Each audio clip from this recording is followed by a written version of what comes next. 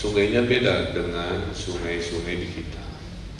Kalau di kita, sungai itu sumbernya mata air.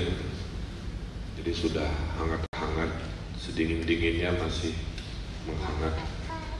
Kalau di sana itu sungainya itu datang dari salju es yang cair. Jadi walaupun cuacanya biru, panas, itu airnya seperti air kulkas kira-kira. Jadi pas kejadian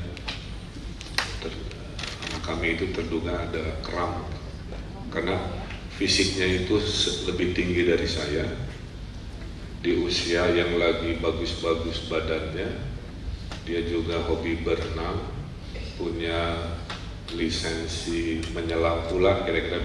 Jadi menurut logika fisik harusnya aman-aman saja, tapi kita kan tidak pernah tahu. Sesuai syariatnya kami berikhtiar, saya tiap hari selama 7 hari jalan kaki 5 kilo, 8 kilo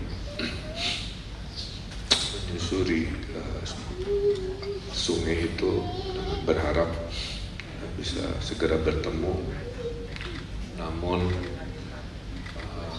standar hukum di negara itu adalah 7 hari pencarian intensif.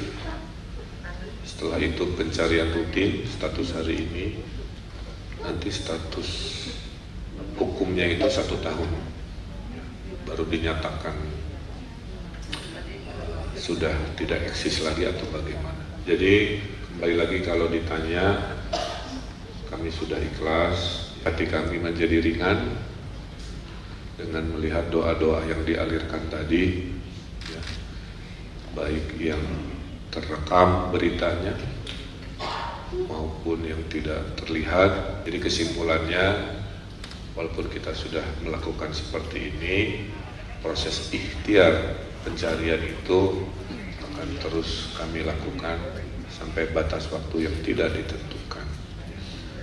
Makanya harapan kami, kalau Bapak Ibu masih ada keikhlasan, kalau masih ingat, teruslah berdoa sampai takdirnya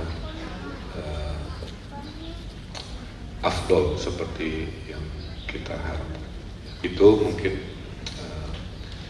kronologis isi hati kami dan permohonan kami. Dan terakhir,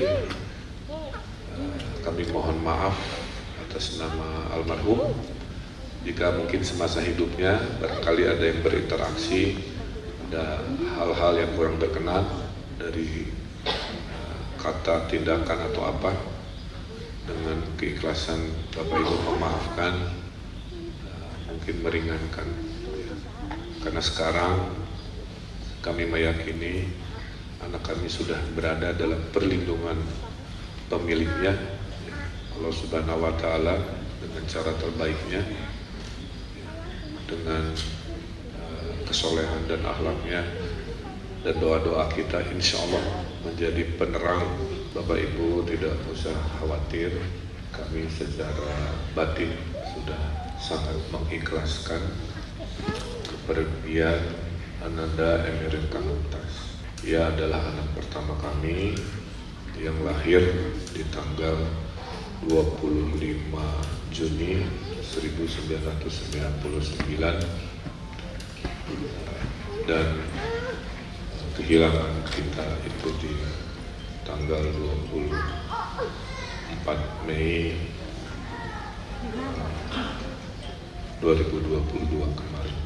Kami juga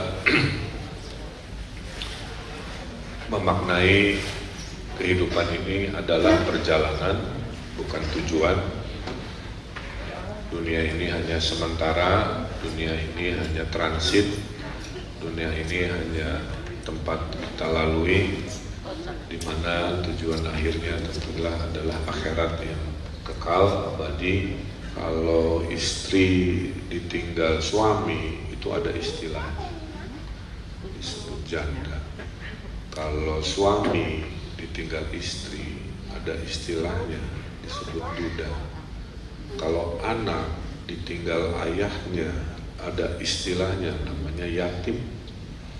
Kalau anak ditinggal ibunya, ada istilahnya namanya piatu. Tapi kalau orang tua ditinggal anak, tidak ada istilah.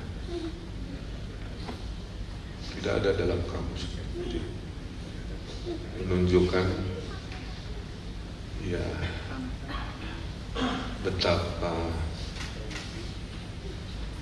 level kehilangannya itu yang tertinggi. Pertama kali bertemu langsung kembali dengan keluarga besar, Kang Emil menyampaikan langsung, mengulang kembali bahwa Kang Emil dan Teh Lia sudah ikhlas atas takdirnya Eril, dan juga menyampaikan kepada keluarga bahwa semua yang berjiwa itu memang akan mengalami kematian.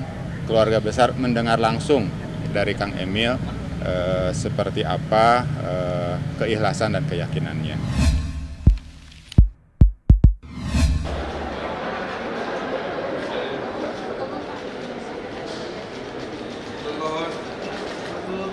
Sehat, alhamdulillah. Nanti yang resmi 2-3 hari ini ya. Siap. Itu target kenaikannya adalah dari PKB, BPSKB, dan juga PBBKB. Mulai saja. Pertama untuk APBD 2022 dan perubahan 2022 memerlukan tambahan belanja sebetulnya, Pak. Jadi saat ini kalau kami melihat di sini kami cut. Oleh karena itu per hari ini sebetulnya kita masih kurang lebih ada di sini ada di angka 186 miliar 500 juta, dan juga ini 32 miliar untuk penyertaan modal. Jadi kalau di total perangkat daerah, dan yang kedua akan melihat kembali terkait dengan target pajak ini, Pak. Jadi kurang lebih summary-nya adalah seperti itu.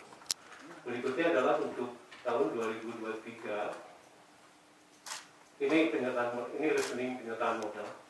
Seperti ini untuk 2023 terjadi beberapa kenaikan. Jadi misalnya sebagai seorang ayah yang takdirnya pada saat anak berpulang, saya sedang memimpin umat 50 juta manusia, maka tidak mudah bagi saya untuk membagi waktu.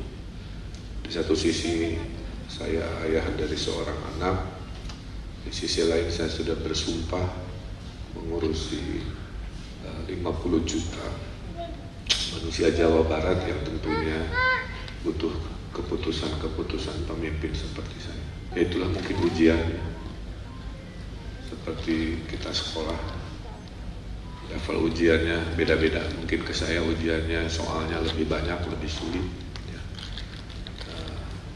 Makanya doa saya selalu, ya Allah, saya tidak minta dimudahkan urusan hidup saya, tapi saya minta selalu dikuatkan. Jadi ketabahan Pak Gubernur hari ini dengan wafatnya salah satu anak beliau, saya sudah tidak heran lagi, karena memang kepribadiannya sudah seperti itu. Tadi pun tidak hentinya hanya minta doakan, kita mohon doa dan dari semuanya mudah-mudahan anaknya Kang Emil, Nunamian Eril panggilannya, mudah-mudahan husnul khotimah, dan juga Pak Emil dalam ketabahan dan kesabaran.